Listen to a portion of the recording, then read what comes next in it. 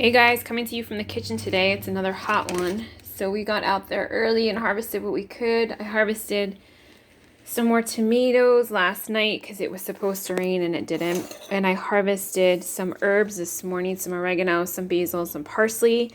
I started fermenting some more things. So I've got we had a lot of cherry tomatoes, so I'm fermenting them. I put garlic, basil, parsley, the cherry tomatoes, filtered water, salt, a tablespoon of salt in each of these.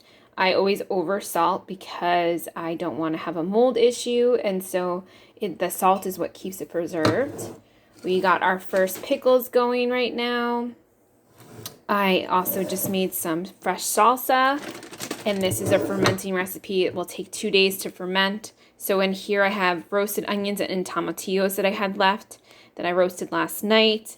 I like to do things ahead of time so everything is ready to go. So I had mandolined all of the sweet potatoes. I made sweet potato chips, and I make sweet potato treats for the dog. So in here are 4 different types of tomatoes from the garden, the roasted tomatillos, the roasted onions. I put fresh oregano since I did not have cilantro. I added some lime juice, and I added some garlic. And I just shook everything up, and it will create its own liquid. As you can see, and this liquid, as it ferments the next 2 days, it's going to keep expanding. So you don't want to open this and expose it to oxygen because it will affect the ferment. But it's a type of a quick ferment that you don't need to have the special tops that keep the oxygen and carbon dioxide relationship going without affecting the ferment. So I find when I don't use these tops and it's really hot, I get a lot of yeast and my vegetables get really soft. So this year I decided that I was going to take these fermenting tops back out of storage and start using them again.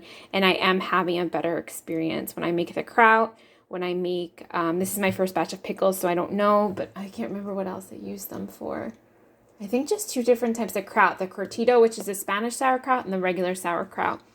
I did make the quick peach salsa and the quick mango salsa. Those are practically gone. I gave them to friends and family. And this quick tomato salsa is something I decided to try, that using the same method of not using the tops. It's not a long ferment, it's a short ferment. Again, it's crucial you add salt. So the recipe called for 2 teaspoons. I always add a tablespoon.